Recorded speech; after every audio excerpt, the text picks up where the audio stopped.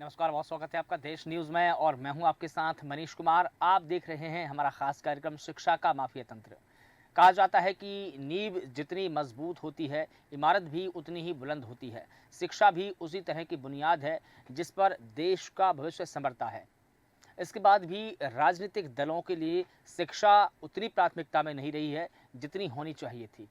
और शायद यही कारण है कि मध्य प्रदेश में पढ़ाई अब भगवान भरोसे चल रही है, क्योंकि मध्य प्रदेश के सरकारी स्कूलों में शिक्षकों की भारी कमी है।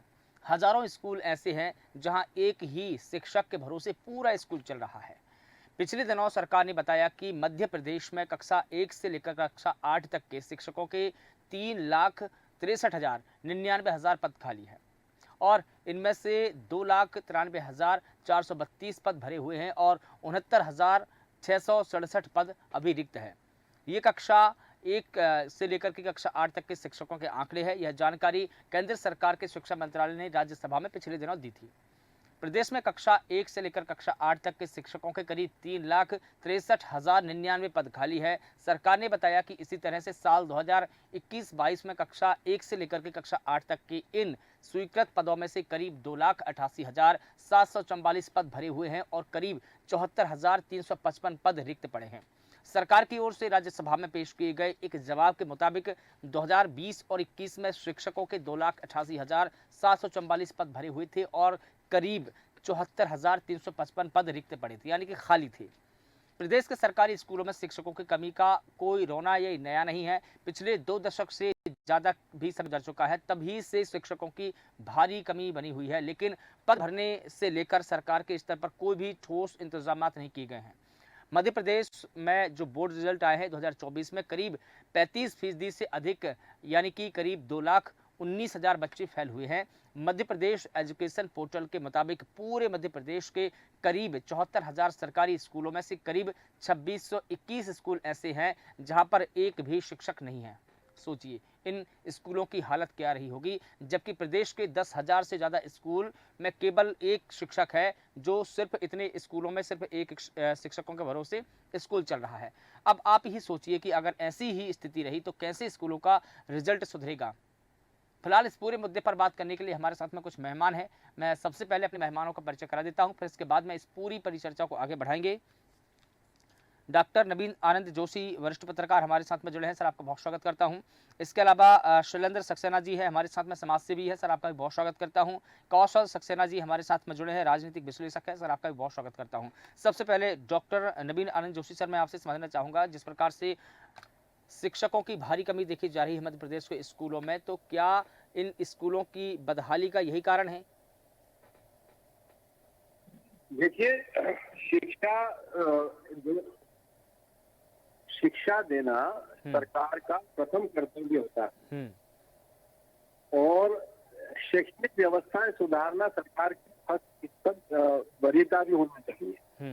तो मुझे ऐसा लगता है कि शिक्षा के प्रति जो सरकार की जरूरत है वो इस बात से स्पष्ट हो जाती है कि जब हमारे पास शिक्षक ही पर्याप्त नहीं है तो हम शिक्षण व्यवस्था कैसे संचालित कर पाएंगे। सबसे पहले ये कहा जाता था कि इंफ्रास्ट्रक्चर की कमी है, कहीं बिल्डिंग्स नहीं थी, कहीं पीने के पानी की पर्याप्त व्यवस्थाएं नहीं थी, कहीं शौचालय नहीं थे। कुछ दिनों से या कुछ वर्षों से हम कहे इंफ्रास्ट्रक्चर में तो काफी सुधार हुआ, लेकिन बावजूद इसके जो शिक्षकों की भर्ती को लेकर के जब हम देखते हैं तो सरकार उसमें इतनी गंभीर नहीं है। और जिन पदों का आपने अभी जो टेक्निकल और जो ये संख्यात्मक जो विवरण दिया है मुझे, जो अभी मैंने सुना आपकी रिपोर्ट में, उससे स्पष्ट होता है कि हजारों पद जब रिक्त हैं और बेरोजगारी का सेंसेस भी ऊपर जा रहा है, तो जब हमारे पास बेरोजगार युवा युवतियां हैं तो क्या कारण है कि हम शिक्षकों की भर्ती नहीं कर पाते?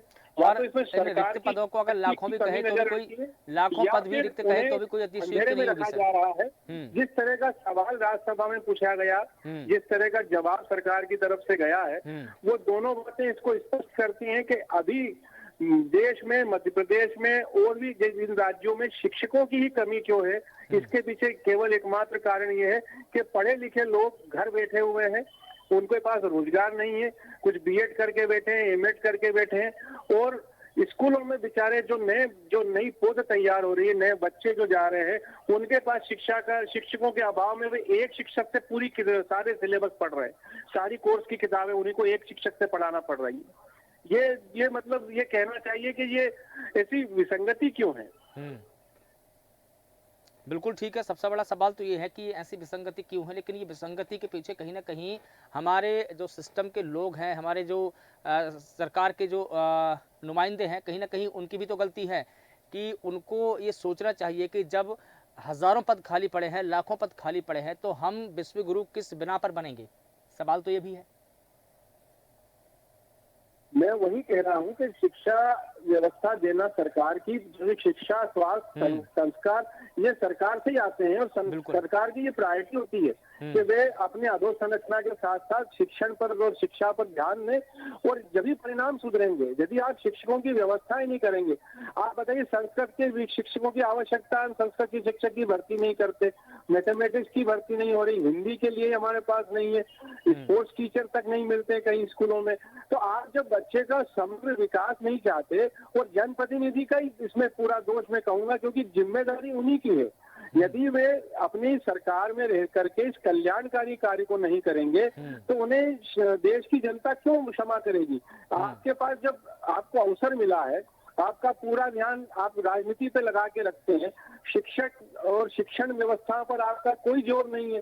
इससे स्पष्ट होता है कि आप केवल शिक्षा के मंदिरों को केवल इसलिए उपयोग में ले रहे हैं कि केवल वहाँ भर्ती हो रही है, और इसके कारण प्राइवेट स्कूलों की संख्या भी बढ़ रही है, उनकी उनमें बच्चों की भर्ती भी उनमें ज्यादा हो रही है। सरकारी स्कूलों में लोग बच्चे पढ़ाना नहीं चाहते शिक्षकों की कमी के चलते। तो इससे रेवेन्यू लॉस भी, मतलब ये कह ले कि जो एक गरीब व्यक्ति है वो बेचारा पैसे उधार लेकर के अपनी अपनी जेब काट के, पेट काट के बच्चे को प्राइवेट स्कूलों में महंगी फीस में पढ़ाता है। बिल्कुल ठीक है। शैलेंद्र सक्सेना जी, मैं आपसे समझना चाहूँगा, क्या सरकार की प्राथमिकताओं में शिक्षा नहीं है? क्योंकि अगर ऐसा है तो उसका कारण ये भी है कि कक्षा 1 से लेकर के कक्षा 8वीं तक हज़ारों पद शिक्षकों के खाली है। इसके अलावा 6000 सरकारी स्कूल ऐसे हैं जहाँ पर एक भी टीचर नहीं है। तो क्या ये समझा जाए कि सरकारों की प्राथमिकता में शिक्षा है ही नहीं? आपकी बात बिल्कुल सही है सर। सरकार की प्राथमिकता में शिक्षा नहीं है। केवल इस बात का ढोंग प्रचारित किया जा रहा है कि सरकार शिक्षा को प्राथमिकता देती है। यदि सरकार का मकसद शिक्षा को प्राथमिकता देना होता, जैसा कि आपने बताया 6000 स्कूल, बल्कि और ये आंकड़े भी कागजों के हैं, कई ऐसे स्कूल हैं जहां पर टीचर हैं ही नहीं, अगर और पढ़ाई का कोई नामो निशान नहीं है। आंकड़े हो सकते हैं। हाँ, बहुत ज्यादा भयावह है। आप देखिए, अतिथि शिक्षकों के भरोसे हजारों स्कूल चल रहे हैं, और उन अतिथि शिक्षकों का जबरदस्त शोषण किया जा रहा है। बिहार से और दूसरे प्रदेशों से आए हुए अधिकारी जो डीपीआई में बैठे हैं, वे इसके जिम्मेदार हैं। ऐसे लोगों को तत्काल प्रभाव से नौकरी से हटा देना चाहिए, जो मध्य प्रदेश के शिक्षित बेरोजगारों की चिंता नहीं कर रहे हैं। आज भी आप रिजल्ट देखिए, जिन स्कूलों में अतिथि शिक्षकों की अधिकता है, उन स्कूलों का रिजल्ट अच्छा आया है। स्वयं मैंने अतिथि शिक्षक के रूप में सेवाएं दी हैं, मेरा 92% रिजल्ट आया है 12th में हिस्ट्री में। और जो परमानेंट टीचर है, उन लोगों का रिजल्ट किसी का 30% है, किसी का 25% है, किसी का 40% है। बिल्कुल विडंबना यह है सर, दुख की बात ये है, और बड़ी त्रासदी है कि उच्च शिक्षित शिक्षकों का जो भविष्य है बनना चाहिए, अधिकारियों को शर्म आना चाहिए। वो कहते हैं हमको 18,000 में, 14,000 में, 10,000 में अतिथि शिक्षक मिल रहे हैं, हम परमानेंट शिक्षक क्यों लाएं? और जिन लोगों ने बाकायदा परीक्षा पास कर ली है, उन लोगों को अभी भी नौकरी का इंतजार है, उनकी भी लिस्ट नहीं निकाली गई है। शोषण उनका भी हो रहा है जिन्होंने परीक्षा पास कर ली है, शोषण उनका भी हो रहा है जो मजबूरी में अतिथि शिक्षक के रूप में पढ़ा रहे हैं।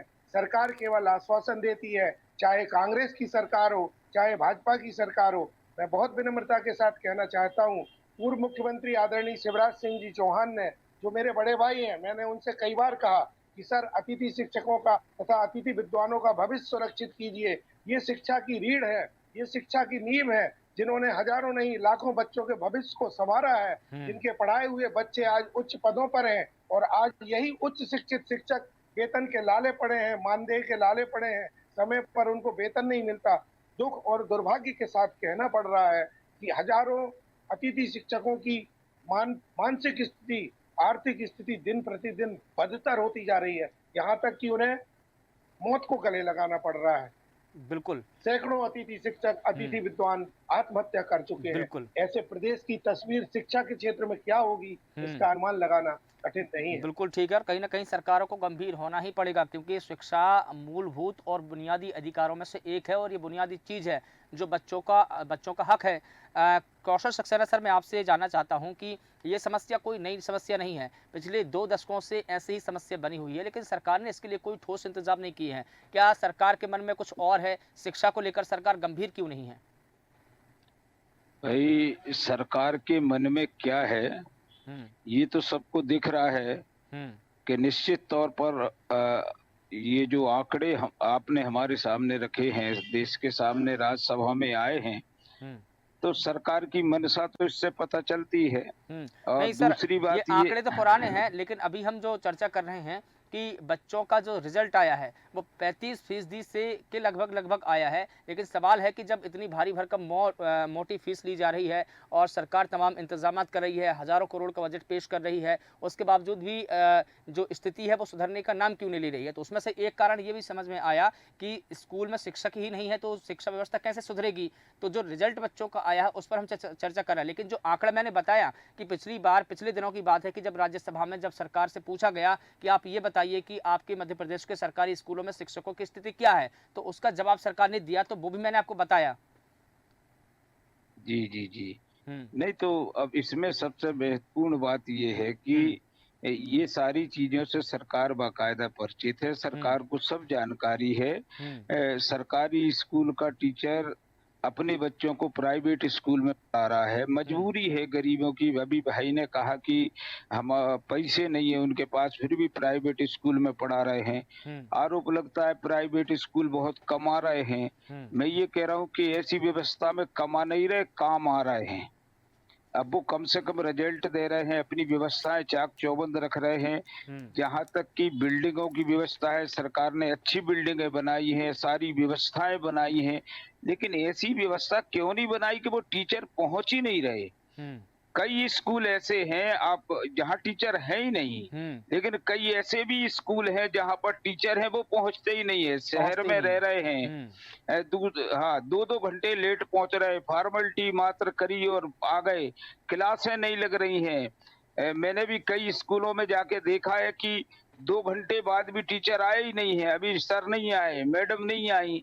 हुँ, तो जब हम टीचर की भर्ती कर रहे हैं, तो उसके साथ में जैसे पुलिस विभाग की भर्ती हो या मिलिट्री में हो, तो कुछ नियम तय होते हैं। हुँ, तो शिक्षा के क्षेत्र में भी ऐसे नियम आना चाहिए। हुँ, रही बात अतिथि शिक्षक की, तो ये फार्मूला बहुत अच्छा है, हुँ, बशर्ते ये है कि उनका शोषण ना हो। हुँ, अतिथि शिक्षक के माध्यम से हम स्कूलों में जहाँ जिस सब्जेक्ट के टीचर की कमी है उसकी नियुक्ति बाकायदा कर सकते हैं।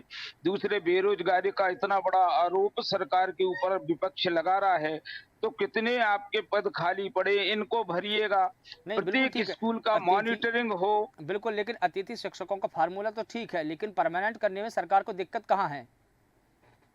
सरकार को दिक्कत ये है कि सरकार के अपने एक मैं साधारण भाषा में अपनी देसी भाषा हुँ, में हुँ, कहूँ कि सरकार को इसमें फायदा है। हुँ, तो वो फायदे का फायदा उठा रहे हैं हुँ, कि जब अपन को 15,000 में 14,000 में मिल रहा है तो अपन हुँ, क्यों भर्ती करें, क्यों पक्के करें, चलने दो जब तक चल रहा है। अब ये शुरू हो गया है तो अब इसका फायदा उठा रहा है। बैंक में भी ऐसे ही आ रहा है, सारे डिपार्टमेंट में ऐसे बेरोजगारों का शोषण हो रहा है। उनको डेली बेसिस पे रखा जा रहा है या अतिथि में रखा जा रहा है और कम वेतन में काम वो ही हो रहा है जो एक 80,000 का टीचर कर रहा है, वही 14,000 के से काम ले रहे हैं। तो सरकार क्यों अपने हाथ पैर में कुल्हाड़ी मारेगी? बढ़िया है और लेकिन ये अतिथि इससे कहीं न शिक्षक कहीं बनाओ। समाज को घाटा है, इससे कहीं न कहीं बच्चों को भी घाटा है, इससे हम सभी को घाटा है।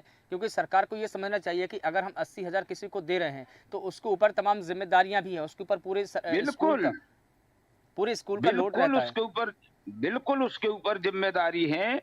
कई हज़ारों स्कूलों की आप बात करेंगे हुँ, जहाँ टीचर अपने समय पे नहीं पहुँच रहे हैं। हुँ, उनके अपने बच्चे जहाँ पे वो पोस्टिंग है उनकी, हुँ, उसमें उनके बच्चे नहीं पढ़ रहे हैं, सरकारी स्कूल में पढ़ रहे हैं। क्यों भाई? हुँ, तुम सरकार से तनख्वाह ले रहे हो, सरकार से पैसा ले रहे हो, तुम्हें विश्वास नहीं है कि तुम्हारे स्कूल में पढ़ाई नहीं हो रही? हुँ, तो ये सारी व्यवस्थाएं सरकार को मॉनिटरिंग करना पड़ेगी, बिल्कुल। समाज सेवी संस्थाओं को भी करना पड़ेगी। सबका दायित्व सब लोग निभाएंगे तब ये व्यवस्था सुधरेगी, वरना बिल्कुल। इसके अभी तो 35% रिजल्ट आया है और उसमें भी प्राइवेट का प्लस है। प्राइवेट तो क्लासेस अपन में, हाँ। हाँ, तो फिर अपन अब कैसे कह सकते हैं कि आगे सुधार की उम्मीद है। अब ठीक है। सरकार की मंशा तो मुझे यही लग रही है कि सरकार अतिथि का फायदा उठा रही है और अतिथि भर्ती कर देंगे। भर्ती करने की जरूरत नहीं है, कौन 40-50 हजार देगा, 14,000 का काम तो कर रहा है। लेकिन और 50,000 अच्छा में 4 है, रख लेंगे। हाँ 50,000 में 4, लेकिन मॉनिटरिंग फिर भी जरूरी है ठीक है। कि वो भी जा रहे हैं या नहीं। बिल्कुल ठीक है। डॉक्टर नवीन आनंद जोशी जी, मैं आपसे समझना चाहूँगा, जिस प्रकार से हमने जब इस सवाल को खोजने की कोशिश की, तो इसमें से एक बिंदु ये भी निकल कर सामने आया कि जो टीचर हैं वो दरअसल ग्रामीण इलाकों में जाना ही नहीं चाहते हैं। वो अपना तबादला अपनी मनचाही जगहों पर करवा लेते हैं और वहाँ पर वो सेटल भी हो जाते हैं। तो कहीं न कहीं एक ये बिंदु भी है कि जो टीचर है जिनको सरकार ने सेलेक्ट किया है, वो ग्रामीण इलाकों से बचते हुए नज़र आ रहे हैं। अगर ऐसा ही रहा तो ये भी कहीं न कहीं शिक्षकों की लापरवाही है कि आपको ग्रामीण सुदूर इलाके में जाना चाहिए, जहाँ शिक्षा का अंधकार है, वहाँ शिक्षा की जोत जलानी चाहिए।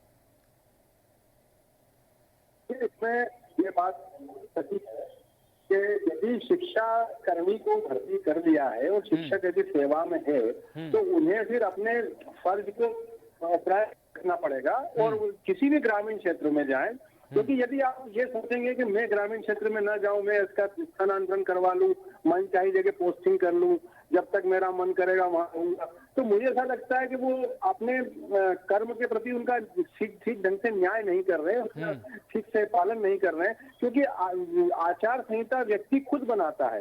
आचार संहिता किसी और से के माध्यम से बनाई जाती है, कोई अनुशासन का कोई सिस्टम होता है, वो एक अलग बात है। लेकिन जब शिक्षा कर्मी या शिक्षक की जरूरत पूर्णकालिक शिक्षक की भर्ती में है तो आपको ये सोचना चाहिए कि कम से कम हम बेरोजगार तो नहीं है, और शिक्षा देने के लिए यदि ग्रामीण क्षेत्र में जाना भी पड़ रहा है, वहाँ पोस्टिंग भी है, तो उसे ये मान करके करना चाहिए कि अभी सेवा मिली हुई है। कई लोग इसके लिए वंचित है इस सेवा से, तो वेतन से ज्यादा जरूरी ये हो जाता है कि वेतन तो उन्हें मिल ही रहा है, लेकिन यदि वे अपने इस कर्म को करते हैं तो दुनिया में कहा जाता है कि शिक्षा का दान सबसे बड़ा दान होता है और उसके बदले भी आपको उसके प्रति कुछ मिल भी रहा है, पत्रम पुष्पम प्राप्त भी हो रहा है, अच्छी खासी राशि हो रही है, जैसा कि अभी मेरे पूर्व वक्ता बोल ही रहे थे। तो उसमें अच्छी राशि यदि मिल रही है तो फिर तो उन्हें प्रण प्राण से जुटना चाहिए, क्योंकि ये देश के साथ साथ भविष्य की सेवा कर रहे हैं, भविष्य के नागरिक तैयार कर रहे हैं। यदि वो ये सोचे कि हम ग्रामीण क्षेत्र में जा करके क्या करेंगे, कुछ नेताओं के हाथ पे जोड़ करके अफसर से सिफारिश करवा करके ट्रांसफर करा लेंगे, तो फिर वही शिक्षा का स्तर हो जाएगा। नहीं, उन्होंने सर इसके पीछे तर्क ये दिया, शिक्षक मिलेंगे, उन्होंने इसके पीछे तर्क, बिल्कुल ठीक है सर, उन्होंने इसके पीछे तर्क ये दिया है कि जो ग्रामीण इलाकों के स्कूल है वहाँ पर बुनियादी सुविधाएं नहीं है, ना वहाँ पर टॉयलेट है, ना बढ़िया छत है, वहाँ पर छत भी है तो कहीं की छत से पानी टपकता है वहाँ पर, और पानी की समस्या है, कई प्रकार की बात भी उन्होंने सामने आई। और पिछले दिनों जब हमने ये देखा कि थोक तबादले सरकार ने किए तो सरकार पर भी आरोप लगा कि सरकार ट्रांसफर उद्योग चला रही है। देखिए, मैं इसमें उदाहरण देता हूँ दिल्ली सरकार का। लाख लोग इस सरकार की बुराई करते हैं, लेकिन शिक्षा के मामले में दिल्ली सरकार ने जो काम किया है वो पूरे देश के लिए रोल मॉडल होना चाहिए। आपने वहाँ देखा होगा स्कूल को इतना बढ़िया इंफ्रास्ट्रक्चर बना करके दिया जो बड़े बड़े कॉन्वेंट और प्राइवेट स्कूल के पास नहीं है। तो सरकार की इच्छा शक्ति नहीं है। सरकार यदि चाह ले तो पहले तो सबसे पहले इंफ्रास्ट्रक्चर पर ही काम होना चाहिए था, अभी तक क्यों नहीं हुआ? इतने साल हो गए सरकारें बने आजादी के बाद से, हम 75-80 साल में हम अपनी बिल्डिंगें ठीक नहीं कर पा रहे। यहाँ हमारी नर्सरी, हमारा बच्चा बड़ा होकर के देश के काम आता है, वो हम जगह ठीक नहीं कर पा रहे। तो ये तो शर्म और लज्जा का विषय उन राजनेताओं के लिए जो हर 5 साल में वोट मांगने निकल पड़ते हैं।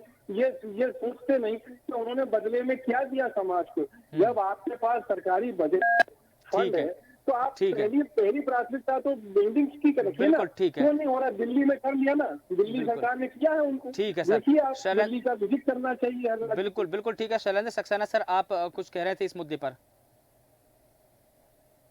मैं आदरणीय कौशल सक्सेना जी की बात से सहमत हूँ और आदरणीय नवीन जी की बात से भी सहमत हूँ। सरकार की ही इच्छा नहीं है, आप मैं पूरे आदर के साथ पूर्व मुख्यमंत्री शिवराज सिंह चौहान जी ने अतिथि विद्वानों तथा अतिथि शिक्षकों के लिए जो घोषणाएं की थी, आप ये समझिए कि मुख्यमंत्री के आदेश का मजाक उड़ाया गया। अधिकारियों ने उन्हें अपने मकड़ जाल में उलझा लिया। जो उन्होंने घोषणाएं मंच से की थी, घोषणाओं का पालन क्यों नहीं किया गया? तो क्या मुख्यमंत्री की कोई वैल्यू नहीं है? मुख्यमंत्री की कोई इज्जत नहीं है? मुख्यमंत्री का कोई सम्मान नहीं है? मुख्यमंत्री है या अधिकारी मुख्यमंत्री से इतने बड़े हो गए हैं कि उन्हें अपनी योजनाओं में फंसा ले और मुख्यमंत्री की बात का कोई महत्व नहीं है? शिक्षा का स्तर कैसे बढ़ेगा? शिवराज जी ने बहुत बड़ा दिल दिखाकर अतिथि शिक्षकों और अतिथि विद्वानों के नियमितीकरण का मार्ग प्रशस्त किया था। आप मुझे ये बताइए सर, जो अतिथि लेकिन उस राह विद्वान पर चला 20 साल कौन? से ठीक कॉलेज है, लेकिन इस राह पर चला कौन? उन्होंने तो अधिकारियों ने मार्ग प्रशस्त किया, जी, लेकिन इस जी मार्ग सर। पर चला कौन? तो सर इसके लिए जो जिम्मेदार अधिकारी हैं उनके खिलाफ कार्रवाई होना चाहिए। आज मोहन यादव जी को भी ये लोग घुमा रहे हैं। मैं तो आपके माध्यम से ये बात कर रहा हूँ, मेरे दोनों बड़े भाइयों से निवेदन कर रहा हूँ, केवल अतिथि विद्वान या अतिथि शिक्षक नहीं है, यही स्थिति कमोवेश आंगनबाड़ी की है, आउटसोर्स कर्मचारियों की है। अधिकारियों ने अपने बौद्धिक मकड़ जाल में उलझा रखा है। ठीक है सर, इसीलिए ठीक है कौशल सक्सेना सर, अंतिम सवाल आपसे जानना चाहूंगा कि हमारे राजनीतिक दलों, राजनेताओं की बहस के केंद्र में या उनके चुनावी पर्चे में या उनके चुनावी मुद्दों में हमारी शिक्षा महत्वपूर्ण मुद्दा बनकर क्यों नहीं उभरी है? दरअसल क्या है कि एक कहावत होती है ना कि सारे लोग फंसे हुए हैं उसमें, तू हमारी मत खोल हम तुम्हारी नहीं खोल रहे। नवीद जी ने बहुत अच्छी बात की है और एक उनका अपना अंदर उनका जमीर बोले कि हम इतना तनख्वाह ले रहे हैं, हम पढ़ाए, उनका जमीर बोले, लेकिन जमीर केवल बोलेगा, हम ऐसी उम्मीद लगा के ना बैठे। जमीर के साथ साथ कानून का डंडा भी होना चाहिए। यदि वो एक दिन नहीं जा रहे हैं, 2 दिन नहीं जा रहे हैं, उनका बाकायदा उनकी जांच होना चाहिए, उन पर सख्त कार्रवाई हो, उनकी वेतन रुके। तुम गवर्नमेंट से 70-80 हजार रुपए ले रहे, क्यों नहीं जाओगे? गांव में बिल्कुल व्यवस्था नहीं है, नौकरी छोड़ देना चाहिए ना आपको, क्या हम नहीं करेंगे? हैं आप 80 हजार रुपए 70 हजार रुपए ले रहे, गांव में तो व्यवस्थाएं होती हैं। आप गांव में जाइएगा, गांव में व्यवस्थाएं सुधारी। कई स्कूल है, मेरे रायसेन जिले में एक टीचर है, वो टीचर को राष्ट्रपति सम्मान मिला। छोटे से गांव में उदाहरण पेश किया, छोटे से गांव में जहां पर पानी की व्यवस्था नहीं थी, पूरा स्कूल किसी कॉन्वेंट से कम नहीं है, सड़क तक उस मास्टर ने अपने बच्चों का सहयोग, पालकों का सहयोग लेकर बनाई। कम से कम 100 पेड़ वहां पर लगाए हैं। रायसेन जिले का स्कूल है, मैं कभी चर्चा में बताऊंगा, उसको रानी जी ने सम्मानित किया। तो वो अंदर से बात आ गई, लेकिन जब कानून का डंडा पड़ेगा तो ऐसे जो मक्कार लोग हैं ये कानून के डंडे से सुधरेंगे। बिल्कुल बहुत ठीक से है, खुली राजनीति कर रहे हैं, बिल्कुल नाम मास्टर है, खुली राजनीति कर रहे हैं। ठीक है सर, अब मास्टर पर हाँ जी बिल्कुल ठीक है सर, चूंकि हमारे पास में समय का अभाव है और इस पूरी परिचर्चा को यहाँ पर विराम देना होगा, तो आप सभी का बहुत शुक्रिया इस परिचर्चा में जुड़ने के लिए। बता दें कि मध्य प्रदेश में अब भगवान भरोसे पढ़ाई चल रही है। मध्य प्रदेश के सरकारी स्कूलों में शिक्षक नहीं है, सरकारी स्कूलों में शिक्षकों की भारी कमी है। ऐसे में सवाल सरकार से यही है कि हमारे स्कूलों में नहीं है गुरु, हम कैसे बनेंगे विश्व गुरु। फिलहाल देश न्यूज़ के खास कार्यक्रम में बस इतना ही। मुझे दीजिए इजाज़त और आप लगातार बने रहिए देश न्यूज़ के साथ। नमस्कार।